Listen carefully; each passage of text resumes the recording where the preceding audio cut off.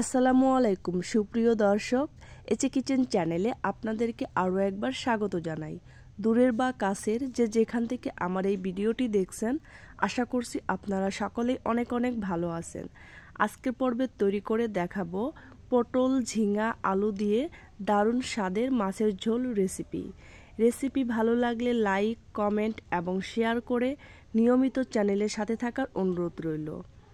চ্যানেলে নতুন হলে চ্যানেলটিকে সাবস্ক্রাইব করার অনুরোধ রইল। পাশে থাকা বেল বাটন অন করে রাখবেন, যাতে করে আমি যখনই কোনো নতুন ভিডিও আপলোড করব সাথে সাথে আপনারা নোটিফিকেশন পেয়ে যাবেন। সময় সুযোগ বুঝে ভিডিওটি দেখে নিতে পারবেন।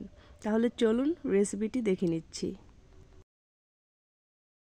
আমি মাছের ঝোল রান্নার শুরুতেই একটা মশলা তৈরি করে নিচ্ছি। তার জন্য এখানে একটা ব্লেন্ডারে জার নিয়েছি। তো আমি এখানে একটি টমেটো 4 ফালি করে কেটে নিয়েছি, সেই টমেটোটা এখানে দিয়ে দিলাম। আর দিয়ে দিচ্ছি 2টি পেঁয়াজ কুচি। তো আমি পেঁয়াজটাকে একটু মোটা মোটা করে কেটে নিয়েছি, তো পেঁয়াজটাও এখানে দিয়ে দিলাম। এরপর এখানে দিয়ে দিচ্ছি সামান্য আদা, আর নিয়েছি কয়েক কোয়া রসুন। তো এগুলো এখানে দিয়ে দিচ্ছি। এখন সবগুলো উপকরণ একসাথে ভালো করে ব্লেন্ড করে নিচ্ছি। প্রথমে চুলায় একটি প্যান বসিয়েছি, এরপর এখানে দিয়ে দিচ্ছি 1/3 কাপ সরিষার তেল। তো আজকে রান্নাটা সরিষার তেল দিয়ে করব, কেউ চাইলে সয়াবিন তেল দিয়েও করতে পারেন। আর তেলের পরিমাণটা আপনারা আপনাদের পরিমাণ মতো কমিয়ে বাড়িয়ে নিতে পারেন। এরপর এখানে দিয়ে দিচ্ছি মিডিয়াম সাইজে 2টি আলু ফালি। তো আমি আলু এভাবে মোটা মোটা করে কেটে তারপর ভালো করে ধুয়ে পানি ঝরিয়ে নিয়েছি। তো সামান্য লবণ দিয়ে দিলাম। এরপর আলুগুলো এভাবে নেড়ে চেড়ে কিছুক্ষণ ভেজে নিচ্ছি।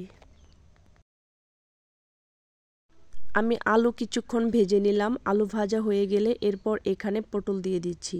আমি এখানে 4টি পটল খোসা ছাড়িয়ে মাঝখান থেকে দুভাগ করে কেটে তারপর ভালো করে ধুয়ে পানি ঝরিয়ে পটলগুলো এখানে দিয়ে দিলাম।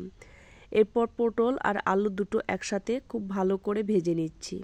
তো আপনারা হাই হিটে পটল ভেজে নেবেন। চুলার আঁচ কমিয়ে পটল ভাজলে পটল থেকে পানি ছেড়ে দিতে পারে, তার জন্য আমি চুলার আঁচটা বাড়িয়ে আলু আর পটল দুটোই ভেজে নিচ্ছি।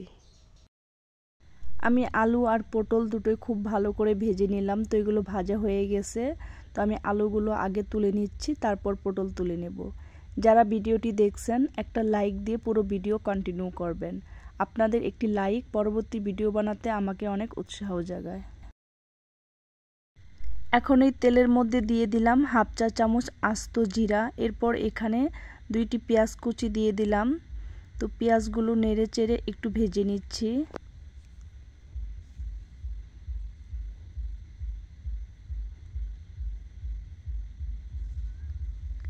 এরপর এখানে 2টি আস্ত কাঁচামরিচ আমি মাঝখান থেকে ভেঙে দিয়ে দিচ্ছি। এখন পেঁয়াজগুলো এভাবে নেড়ে চেড়ে লাল লাল করে ভেজে নিচ্ছি। পেঁয়াজ লাল লাল করে ভাজা হয়ে গেলে এরপর এখানে শুরুতেই যে মশলা তৈরি করে নিয়েছিলাম সেই মশলা এখানে পুরোটাই দিয়ে দিলাম। তো মশলা দিয়ে আমি এখন ভালো করে নেড়ে চেড়ে মিশিয়ে নিচ্ছি। তো নেড়ে চেড়ে মেশানো হয়ে গেলে এরপর এখানে গুঁড়ো মশলা অ্যাড করব। তো প্রথমে এখানে স্বাদ মতো লবণ দিয়ে দিচ্ছি, আর দিয়ে দিচ্ছি 1/2 চা চামচ হলুদের গুঁড়ো, 1/2 চা চামচ মরিচের গুঁড়ো দিয়ে দিচ্ছি, 1/2 চা চামচ ধনিয়ার গুঁড়ো, 1/2 চা চামচ জিরার গুঁড়ো। এখন সবগুলো মশলা আমি ভালো করে নেড়ে চেড়ে মিশিয়ে নিচ্ছি।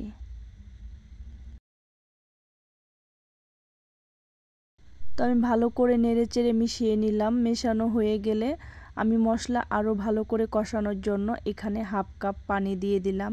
তো পানি দিয়ে আমি আবারও ভালো করে নেড়ে চেড়ে মিশিয়ে নিচ্ছি। তো মেশানো হয়ে গেলে এরপর ঢাকনা দিয়ে ঢেকে মশলাটা কিছুক্ষণ কষিয়ে নিচ্ছি। তো এই দেখুন আমি ঢাকনা দিয়ে ঢেকে মশলাটা বেশ কিছুক্ষণ কষিয়ে নিলাম। তো মশলার থেকে তেল ছেড়ে দিয়েছে, তার মানে মশলাটা ভালো করে কষানো হয়ে গেছে। তো আমি আবারও একটু নেড়ে চেড়ে মিশিয়ে নিলাম। এরপর এখানে দিয়ে দিচ্ছি আগের থেকে ভেজে রাখা মাছ। তো মাছ দিয়ে আমি মশলার সাথে নেড়ে চেড়ে মিশিয়ে নিচ্ছি।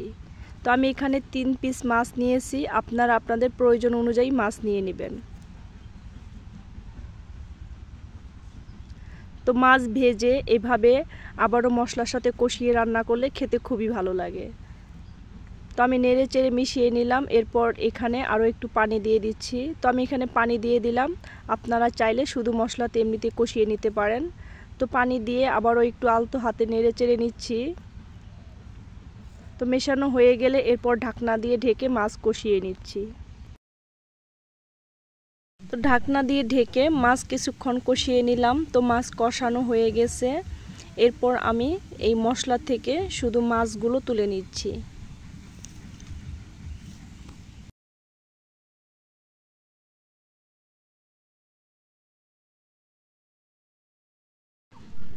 মাছ তুলে নেওয়ার পর এখন এই তেল মশলার মধ্যে আমি সবজি দিয়ে দিচ্ছি। তো আমি শুরুতেই যে আলু আর পটল ভেজে নিয়েছিলাম, সেই ভাজা আলু আর পটল এখানে দিয়ে দিচ্ছি।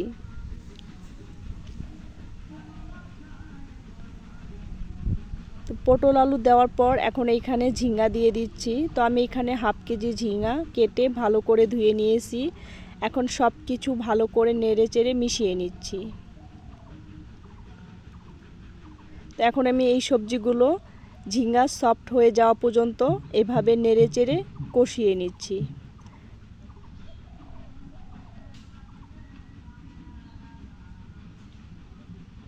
তো এই তো আমি বেশ কিছুক্ষণ সবজিগুলো কষিয়ে নিলাম। এর মধ্যে ঝিঙ্গাটাও সফট হয়ে গেছে। তো এই সবজি কষানো হয়ে গেলে এখন এখানে ঝোলের জন্য পানি দিয়ে দিচ্ছি। তো যে যেমন ঝোল খাবেন সে অনুযায়ী পানি দিয়ে দিবেন। তো আমি এখানে 2 কাপ পানি দিয়ে দিলাম। তো পানি দিয়ে আমি আবারও আলতো হাতে নেড়ে চেড়ে মিশিয়ে নিচ্ছি। তো মেশানো হয়ে গেলে এরপর ঢাকনা দিয়ে ঢেকে হাই হিটে প্রথমে একটা বলক তুলে নিচ্ছি। তো আমি ঢাকনা দিয়ে ঢেকে তরকারিটাকে ভালো করে একটা বলক তুলে নিলাম। তো তরকারি বলক আসার পর ঢাকনা খুলে আমি আবারও একটু নেড়ে চেড়ে নিচ্ছি। তো নেড়ে চেড়ে মেশানো হয়ে গেলে এরপর এখানে কষানো মাছ দিয়ে দিচ্ছি।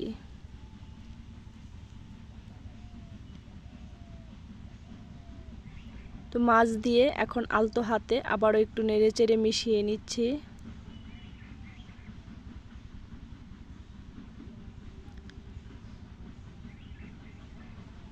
তো মেশানো হয়ে গেলে এরপর ঢাকনা দিয়ে ঢেকে বেশ কিছুক্ষণ জাল করে নিচ্ছি।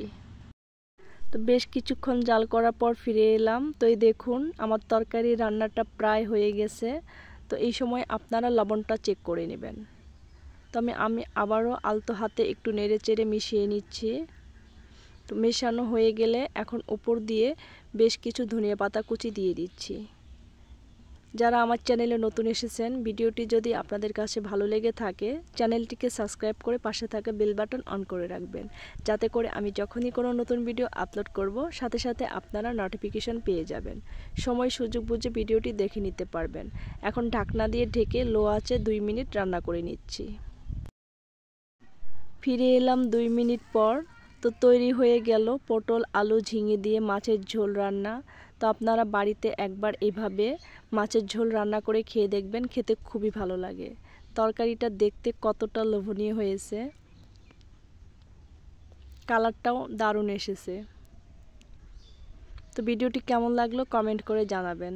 ধন্যবাদ সবাইকে এতক্ষণ আমার ভিডিওটি দেখার জন্য। পরবর্তী ভিডিও দেখার আমন্ত্রণ জানিয়ে আজকের মতো এখানেই বিদায় নিচ্ছি। আল্লাহ হাফেজ।